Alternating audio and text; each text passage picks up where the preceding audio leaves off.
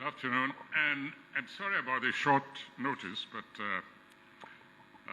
there really wasn't much time, and something urgent came up, and I thought the earlier we dealt with it, the better. So we all know where we're heading. It has to do with decree number 4, under any other name. It's still decree number 4.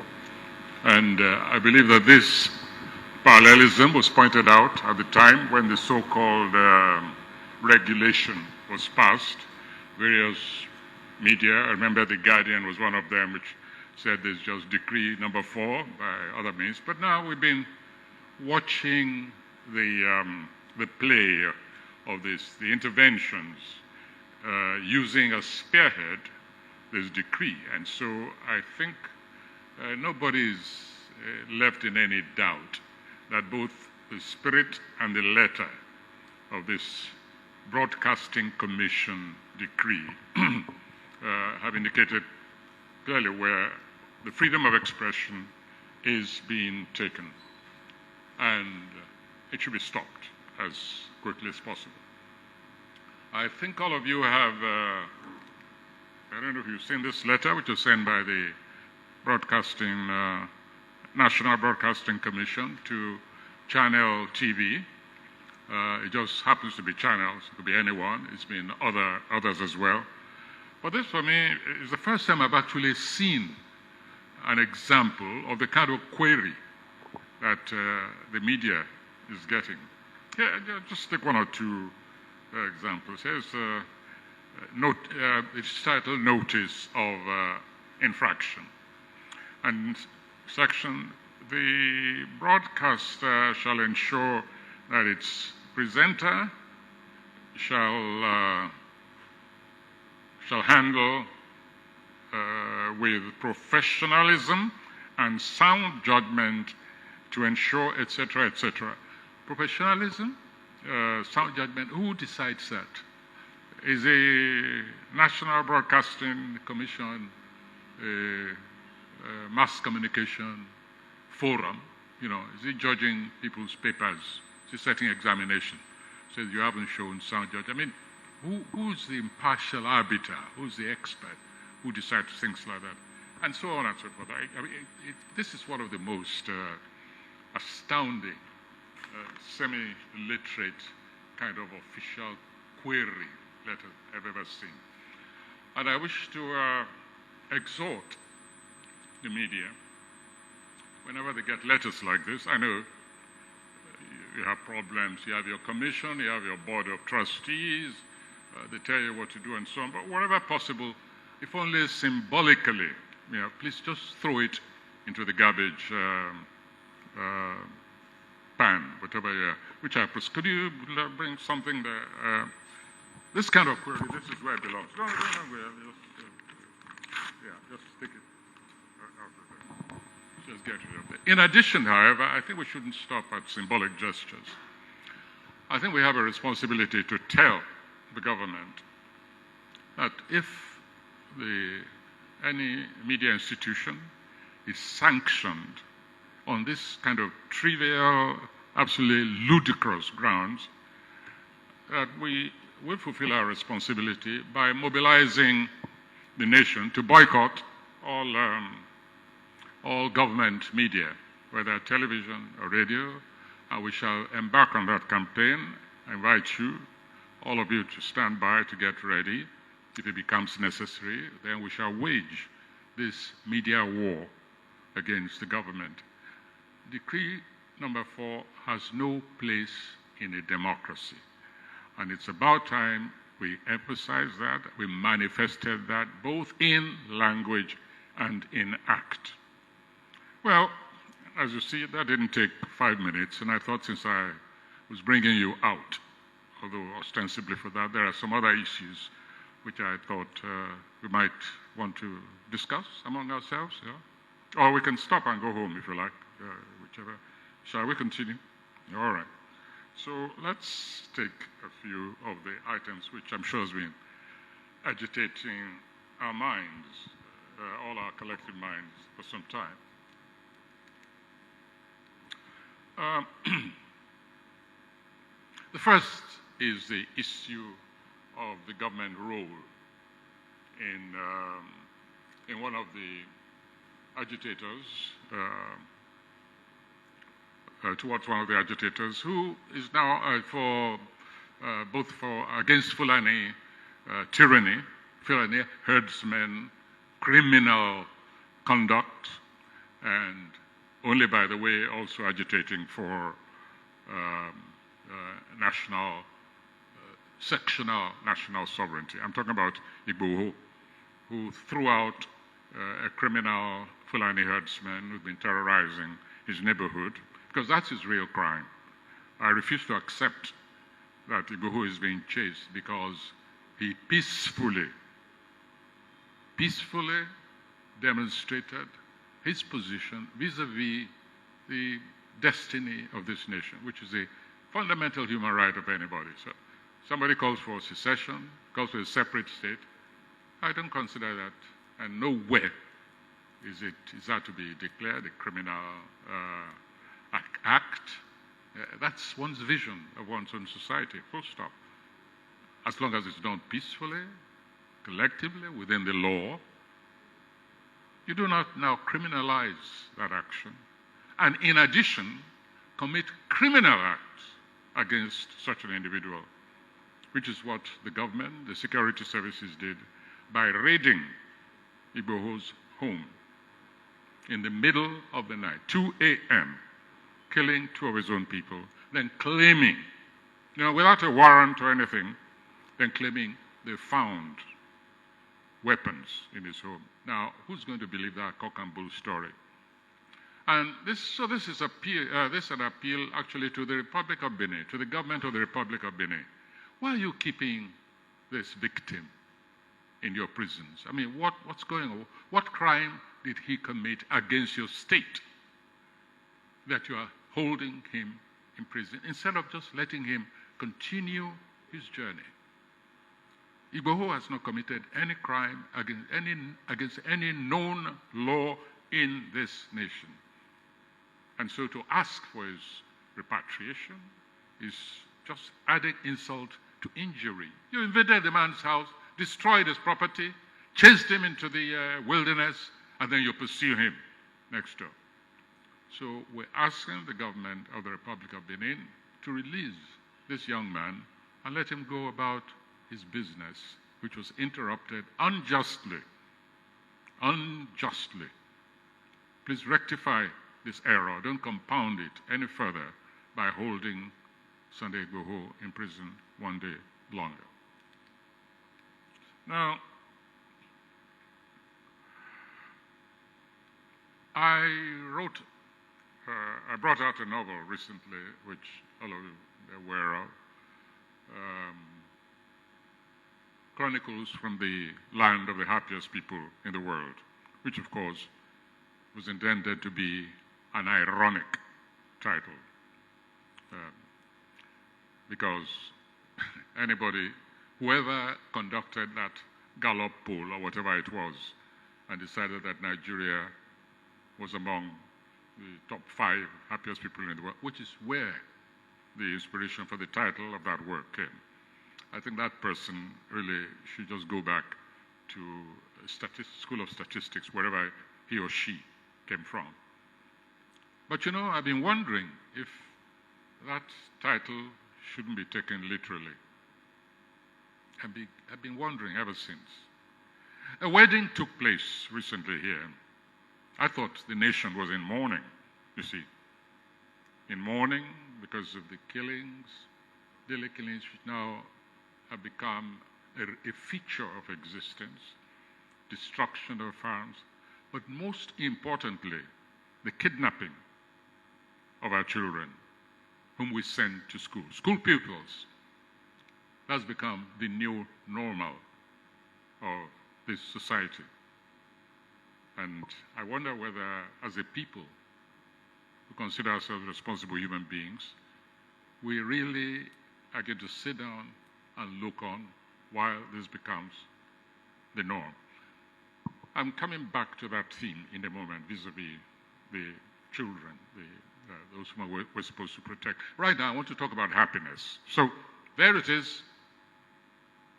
You had this unbelievable carnival of a wedding in Kano, that part of the area. It was Kano, wasn't it? Yes, it was Kano. Doesn't matter where it is. The president's daughter was getting married. Was it his son or his Mary or what? Son. Oh, son. No, yeah, son. All I know is that the president was performing a wedding ceremony. Not in Aso Rock, or he didn't go there.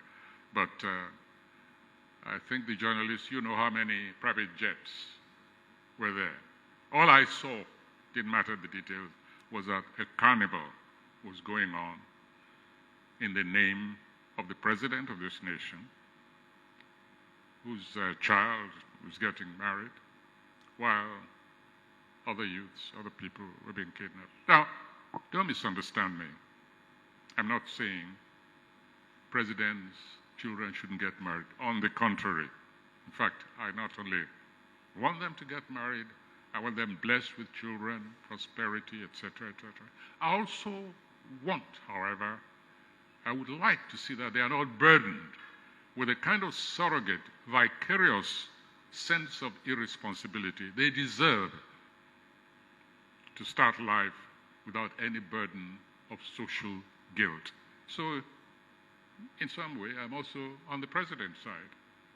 But you see, I had made the mistake of thinking that it would have been sufficient to give these children money and say, please go and go to Dubai, have a good time, have your honeymoon there, splurge as much as you want.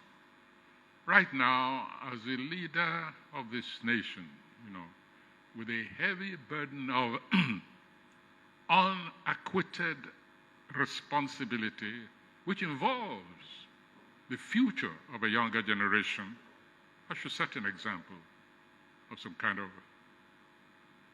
modesty, sensibility, etc., etc. In short, we should not have seen the kind of carnival that took place here and in that part of the nation, especially at this particular time. This is not what I understand as leadership. And perhaps it is the sound, is the noise of the wedding bells, the noise that has contributed to the deafening, to the, shall we say, the impairment, the possible impairment of the hearing of the president of this nation. Because he doesn't seem to hear, he doesn't seem to hear things. Virtually the whole nation is screaming, we do not want any open cattle grazing.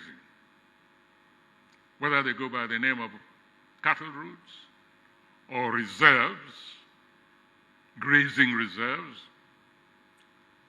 right round the entire nation, we've had opinions surmounting the antiquated modes of cattle rearing. Even the all-powerful, untouchable Mieti Allah, patrons of the murderers, Fulani herdsmen, even they have gone on record saying that grazing, ranching is it. Ranching is what we want. And when we think all that argument, all that discussion, all that debate has been settled in rational terms, along comes a new version, rather like Decree 4. Along comes a new version of Ruga, with the president insisting on sending his agents out to go and map out the old grazing routes and recover the old grazing reserves, when governors and peoples and experts, agronomists, business people are saying, this is a business and it should be conducted in this particular way. So what is this president obsessing? Why is he obsessing about something which is being rejected right, left, and center? The obsession is on such a level that even people who consider themselves rational, like myself, begin to wonder whether this is really all about cattle, whether perhaps there is some other kind of agenda that we don't know about. Because as we say in Yoruba, ele koja oju lasan. It's like there's something, a kind of delusion, a kind of mental delusion about this thing. What is it? The governors have not said they don't want cattle here in their domain. All they're saying is, it's a business. If you want to rear cattle, whether you're a Fulani or you are an Igbo or you are Yoruba, just contact us and we'll deal with it as business. We'll allocate you land to ranch where the cattle are controlled and the farmers are happy and the herdsmen are happy. But you cannot let loose cattle any longer in our territory. This is what the governors are saying, and they're speaking our language. They're speaking the language, they're articulating the opinion, the desire of the people who elected them to look after their interests. And yet, again and again, this president comes out and says he's sending people out. Is this to stir up trouble or what? So when the president agents come to, let us say, Edo State, and the Edo State government says, who are you? What do you represent? What are you doing here? Please get out. And there's a clash. So now there's a clash. We can then escalate the ripple effect in all kinds of directions. Is that how a president is supposed to behave? To actually act in a way which offers violence as a consequence of your form of action? Is that really governance? Is that leadership? Listen, let me read you something which came to me, just to show you how, no, it's okay. I'll summarize it. I can send it to you, to your boxes later on if you like. Anyway, so I got this, this message saying, sir, what do you think about this? They say President Buhari has offered to take 1 million Afghan refugees. I immediately sent, before I'm charged with spreading fake news, I immediately sent a note back, I don't believe it. I said, listen, this is fake news. I merely cite it to demonstrate, to illustrate what happens when people sit down and see a cause of irrational action being promoted, being propagated again and again. They begin to wonder what is behind this. I mean, the Afghan thing is out of the, please, everybody just forget. In any case, the Ruga doctrine didn't start just when Afghanistan fell. So it was an absurd, totally absurd piece of propaganda. But this is what happens. Conspiracy theory abounds when leadership is seen to be pursuing a cause not in the interest of the people, against their declared wishes, their stands, and taking action which can possibly lead to conflagration within the country. Just when we're saying there's too much violence, the president says, I'm sending my agents to go and recover property which doesn't belong to me. Very weird, very weird.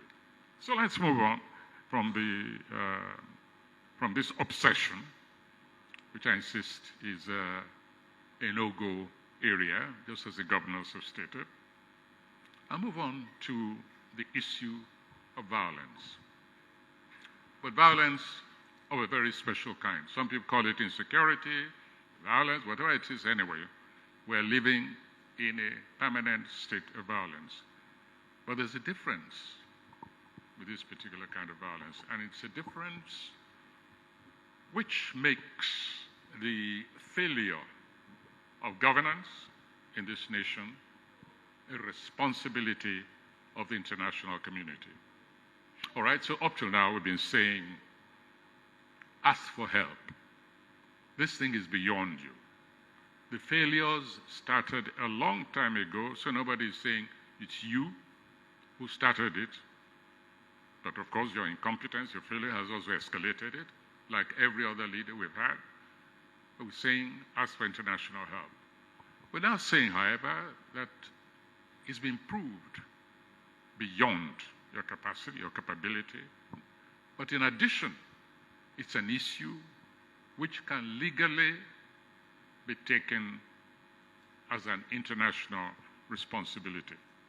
And this is why I wish to commend the association, the Human Rights Association, which brought out this book.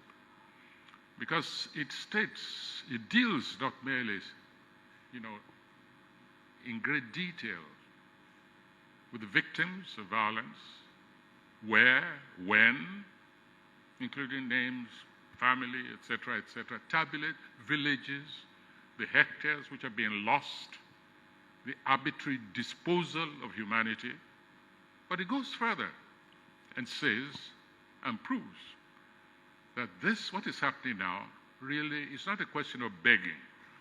It has become an international responsibility. In other words, that the international community is really obliged to take action since there is failure on the part of the governance to fulfill its obligations under United Nations Charter, to which it's a signatory. In this case, the issue of genocide. In other words, what this book says, and I agree with it, is that we have been living here side by side with actions which are unambiguously genocide. Let me read one or two of the protocols here which qualify for some of these events to be called genocide.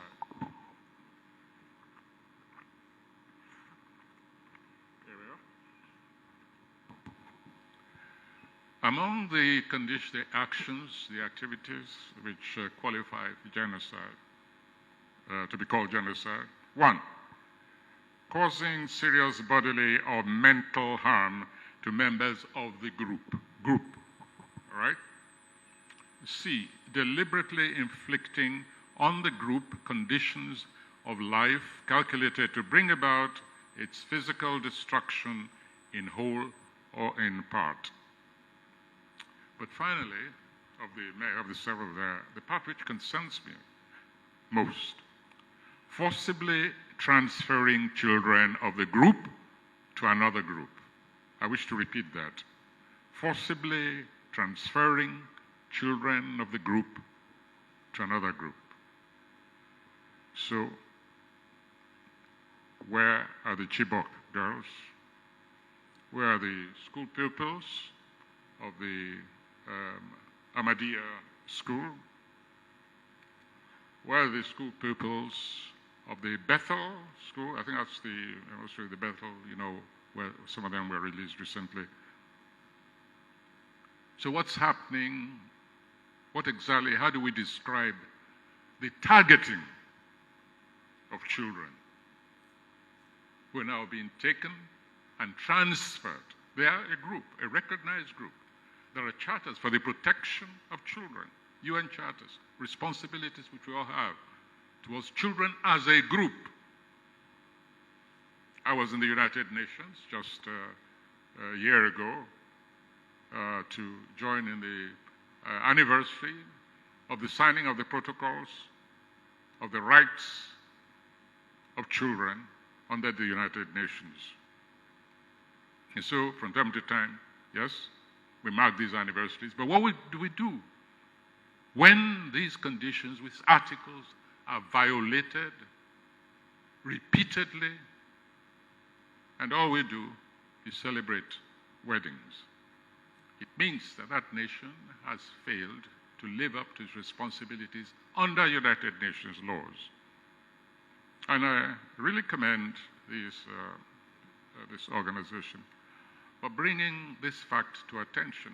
It's something we've been working on, in fact, in different ways talking directly to governments, pleading with them to bring the issue of child kidnapping and forced repatriation to the attention of the United Nations in the next General Assembly.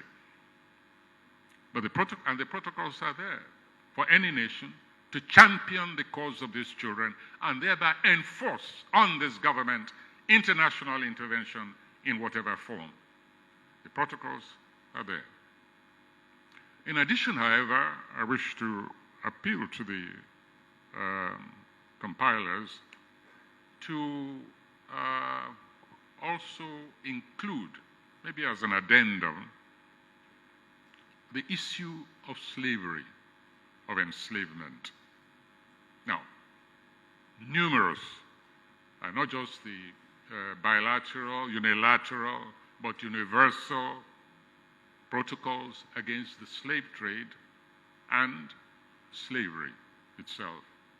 Abolitions here, abolitions there, gunboats to enforce the end of slavery, civil war in the United States to enforce the abolition of slavery, to abolish the very notion of slavery.